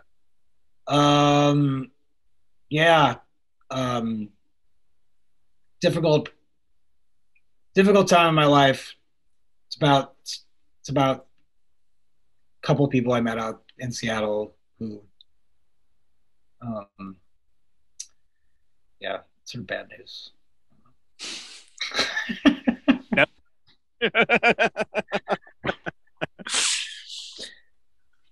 With the what's the title all about? That's an interesting title. I guess I was just thinking about people who are living pretty underground, and like people who are in almost every aspect of their lives are like kind of trying to live below the surface. Yeah, no, I get it. That's seems obvious when you say it, but well, yeah, that was the idea. Report to an Academy. I had been, what was a song that I wrote at a time where there was a lot of change going on in my life, and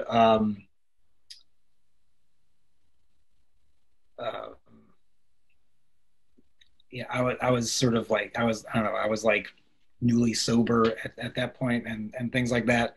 And I'd been reading this. I read a story by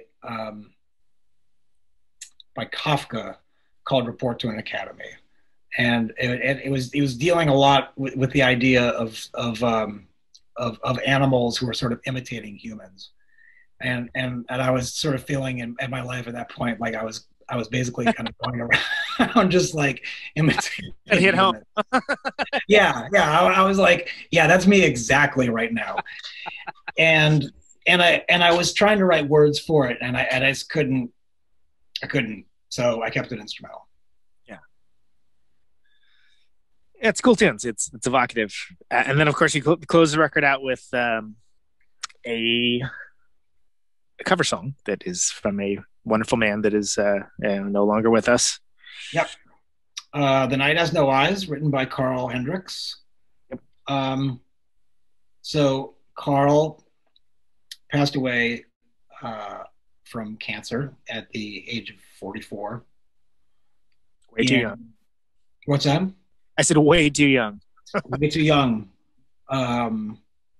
With a loving family behind him. And John Solomon was organizing a tribute record that would be a benefit to his family. So I picked out that song to record for that compilation. And I did it, kind of low tech. And but I was happy with my arrangement of it. And then I thought it'd be cool to sing it with Talia. So yeah. So that was it. And the lyrics are amazing, and it's very beautiful. I don't know, I thought it'd be nice to finish with finish the record with such a pretty song, Yeah, it's good. It's got a nice tone to end things on. Yeah, I was thinking of it as having a, I don't know, almost a sort of Velvet Underground sort of kind of vibe to it.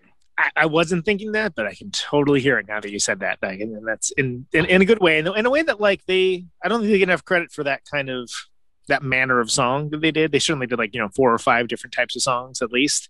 Yeah, and that's so many beautiful songs. There's whatever. I mean, I guess Yola Tango, right? But there's not a lot of bands that that they kind of mind that area that much. Right. So that's Puritan. Best way to get that? Should they go to 12XU? Should they go to the band camp? What's the idealized way for people to pick that up? People can go to my band. I sell them at my band camp. Gerard also sells them at the 12XU band camp. Which one gets you more money? My band camp. The money goes straight to me. And I send you the record. But we are almost out of the first pressing, and we've ordered more. And my understanding right now is that the 2021 vinyl situation in this country is the horror show. Yeah, horror is like a blood spattered hall of mirrors. Yeah, it's a bummer. Yep. So we're gonna run out pretty soon, and hopefully we'll have more. Hopefully. And congratulations for the going into the second pressing for the Ferries record as well. That's that happened. Also waiting on those. Having you guys on, yeah, I was gonna say it might be a while. So if you slept after I gave you the warning, tough ship. Anyway, we'll have plenty more of those records before you know it. Chris, this has been lovely. Thank you so much for coming on the show and speaking. Thanks for inviting me on. Last thing, it's the only canned question I ever ask folks, and you can choose to interpret it however you'd like, but why do you do what you do?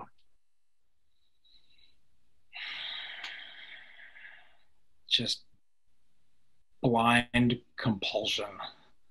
Just I don't, because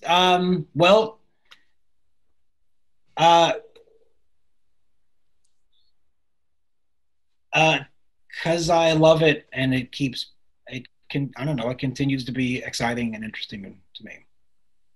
I don't know. I mean, the last year or so since the pandemic started, mostly I've been focusing on teaching. Yeah. Studying music and then teaching it to people on Skype. I give guitar lessons and drum lessons and even bass lessons, if you can believe that. And so I really like teaching, and I think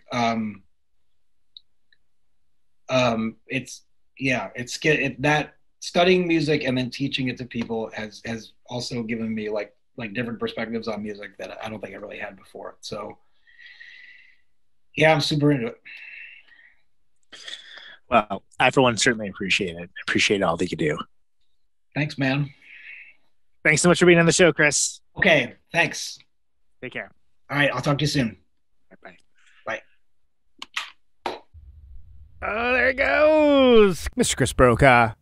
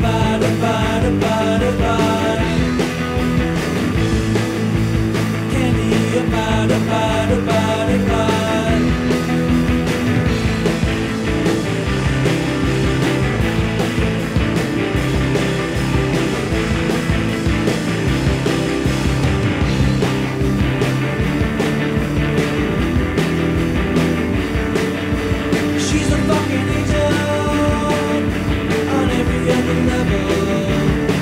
I had 6 kinds of trouble on 40 different levels.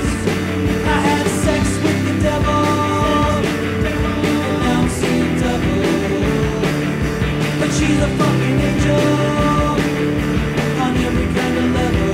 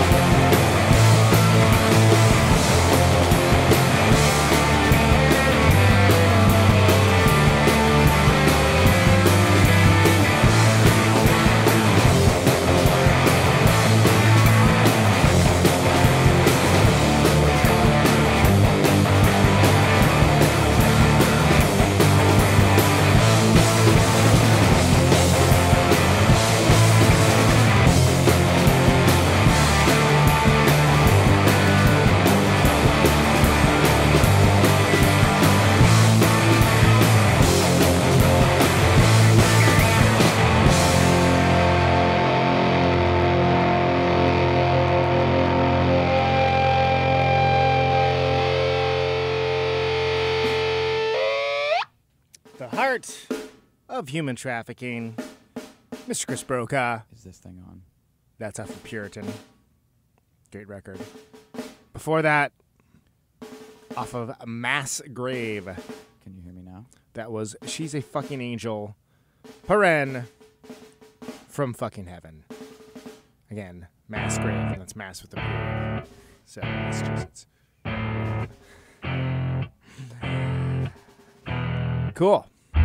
That was Chris Brokaw. You can find all things Chris Brokaw on the internet, where we all live. And I'd like to thank him for being on the show. That was lovely. We got to more stuff than I thought we were going to get to. Hope you guys enjoyed that. I know I did. Name of the show is Conan Neutron's Protonic Reversal.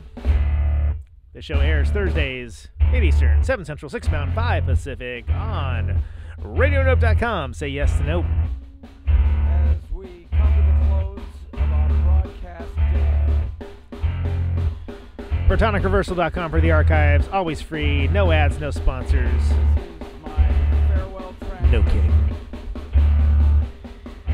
Patreon.com/ProtonicReversal. If you want to get episodes of the show sooner. Mr. and Mrs. America, all ships at sea. $1 a month will get you there. Anyone within the sound of my voice. Thanks to all the folks sharing the episodes around.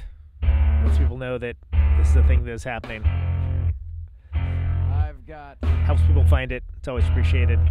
50,000 watts of power. Thanks for all the goodwill messages for what's been going on in my personal life. I appreciate it. I want to ionize the air. Thank you for listening, supporting the show. I don't take it lightly, even though I sound like I may. I don't. This microphone turns sound into electricity. Stay safe out there. Can you hear me now? And take it easy. Out on Route 128, you're dark and lonely.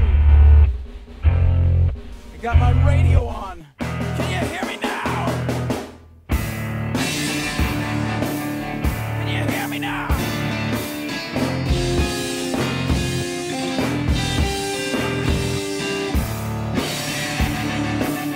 Can you hear me now?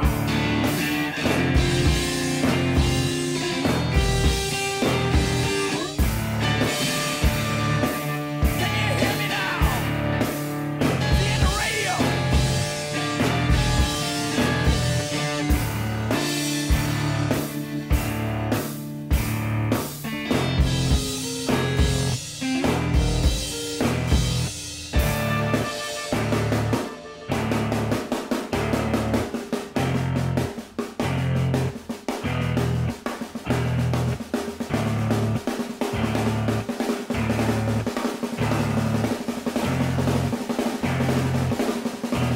And that snare drum and that drum roll means we've got a winner.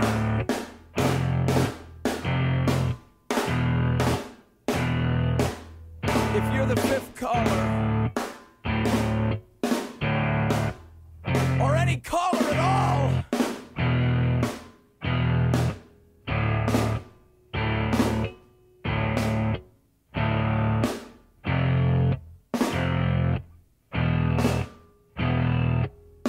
welcome to my top 10.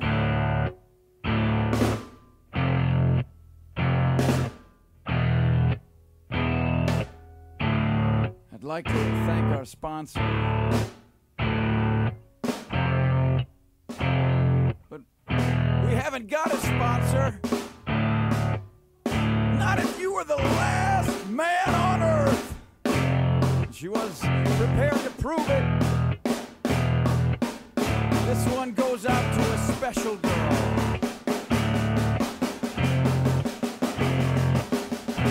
But there is no special girl.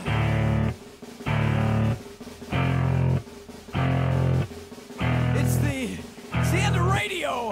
The last announcer plays the last record. The last what?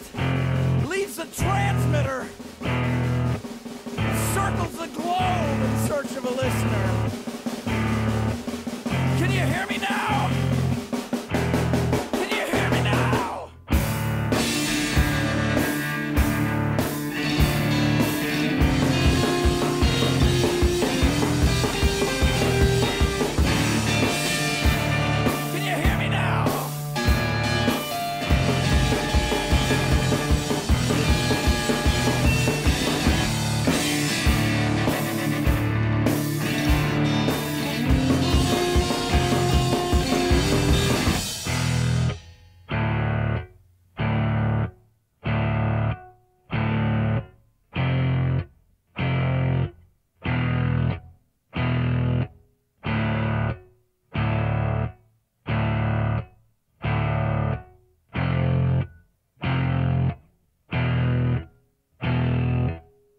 Is it really broadcasting if there's no one there to receive? It's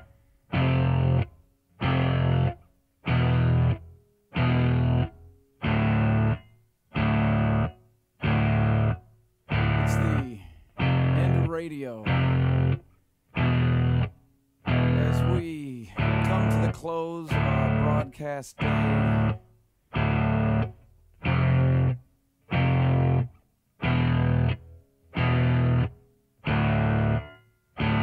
my radio.